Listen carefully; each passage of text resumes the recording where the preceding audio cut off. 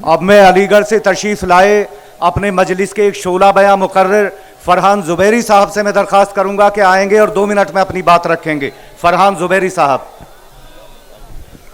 मुकम्मल है इबादत वतन पर ईमान रखता हूं, मुकम्मल है इबादत वतन पर ईमान रखता हूं, वतन की शान के खातिर हथेली पे जान रखता हूं। और क्यों पढ़ते हो मेरी आंखों में पाकिस्तान का नक्शा, सच्चा मुसलमान हूं दिल में हिंदुस्तान रखता हूं। ज्यादा लंबा चौड़ा वक्त नहीं है, कुछ ही लम्हों में हमारे बीच में हमारे कायद, हमारे रहनुमा जनाब बैरिस्टर असदुद्दीन ओवैसी साहब तशरीफ लाएंगे।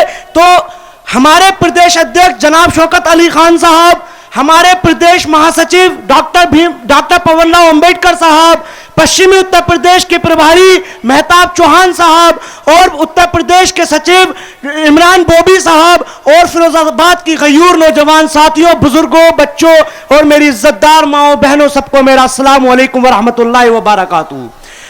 देखिए, यहां पर आना और बातों को बयां करके चला जाना हमारा बिल्कुल मकसद नहीं है। हमारा मकसद है कि अगर हम 200 किलोमीटर दूर से आपके बीच में आए हैं तो आपको बताने आए हैं कि किस तरीके से आपको इन सेकुलर ताकतों से और इन धोखा देने वाली ताकतों से अपने आप को बचाना है। किस तरीके से आपके ऊपर जो जुल्म ज्यादती हुई है, जिस तरीके से आपका शोषण किया गया, जिस तरीके से आपको वंचित रखा गया, उस तरीके से उन लोगों से अब कैसे बचना है, उस सब चीजों को हम आपके बीच में बताने आए हैं। हम ये नहीं कहते कि आप सीधे सीधे ओवैसी साहब को वोट कर दीजिए। हम कहते हैं कि पहले देखिए, पहचानिए कि कौन आपका अपना है, किसने आपकी हमेशा आवाज उठाई, किसने आपके लिए हमेशा पार्लियामेंट में आपकी आवाज बनकर दहाड़ा, कौन सड़कों पर आपके लिए लड़ा, कौन जेलों के पीछे आपके लिए कुर्बानियां देकर आया, किन लोगों ने आपके लिए कुर्बानियां दी। वो लोग अगर आपको जब पहचान हो जाए तो कह देना कि नहीं, वो कोई और नहीं बल्कि आपके अपने कायद जनाब बैरिस्टर असदुद्दीन ओवैसी साहब हैं।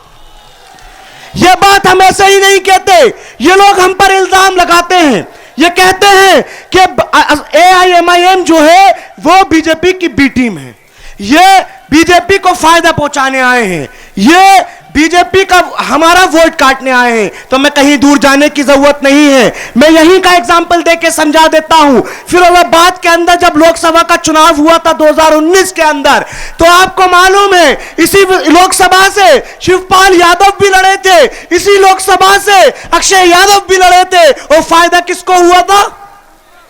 किसको हुआ था? किसने फायदा पहुंचाया? कौन मोहन भागवत से जाके मीटिंग करता है?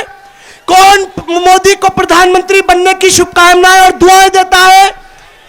तो फिर हम कैसे बीजेपी को फायदा पहुंचाने वाले हुए? हम पूछना चाहते हैं उन लोगों से, हम कह देना चाहते हैं अगर तुम बेरे हो तो हम और जोर से कह देना चाहते हैं कि नहीं, अब और जुल्म ज्यादती नहीं सहेंगे। अब हम, हमारे बीच में हमारे लोग, हमारे कायद, हमारे रहनुमा जनाब बैरिस्टर असदुद्दीन ओवैसी साहब आ चुके हैं। अब हम किसी और पर एतमाद नहीं करेंगे। अब हमारा एक नेता होगा, एक निशान होगा, हमारा चुनाव चिन्ह निशान होगा पतंग, और सबको इंशाअल्लाह ताला उसी पर मोहर लगाकर कामयाब बनाना है। और इस आखिरी शेर के साथ मैं अपनी बात को खत्म करता हूं कि भाई तू जो अपने पीठ के खंजर को तलाश कर, भाई तू जो अपने पीठ के खंजर को तलाश कर, दरिया को छोड़ समंदर को तलाश कर, अब तो इस मुल्क के हाकिम से कुछ ना होगा, हजरत उमर जैसा रहबर तलाश कर। अस्सलाम वालेकुम।